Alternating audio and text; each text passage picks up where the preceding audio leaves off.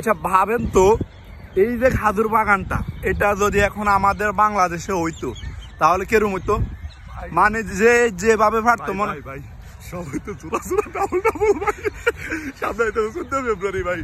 মনে করেন এই গাছ, এই বাগানটা যদি আমাদের বাংলাদেশে হইতো আর এটা যদি সরকারি জায়গা হইতো তাহলে মনে করেন মানে যে যেভাবে পারতো খাজুর গাছের মনে করেন খাজুর গাছ কাটির রস বিক্রি করতো।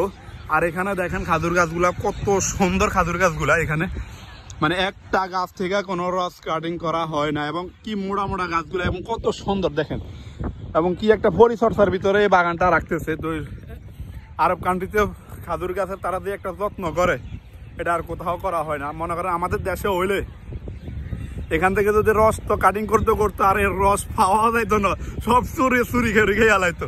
এগুলো অবস্থা তো দেখেন, খুবই একটা সুন্দর একটা জায়গা এবং খুবই পরিচর্যার ভিতরে এই জায়গাটা থাকে।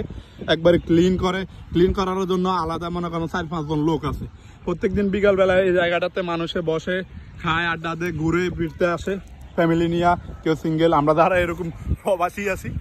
তো আমাদের মনে করেন কিছু সময় পাস করার জন্য আমরা এখানে আসি কাজের ফাঁকে, ভালো লাগে জায়গাগুলো। আর ওই পাশে লেক কর্নার সাইড, আর ওইদিকে সমুদ্র সাইড, আরব সাগর। তো কেমন লাগলো ভিডিওটা আশা করি কমেন্ট করে জানাবেন।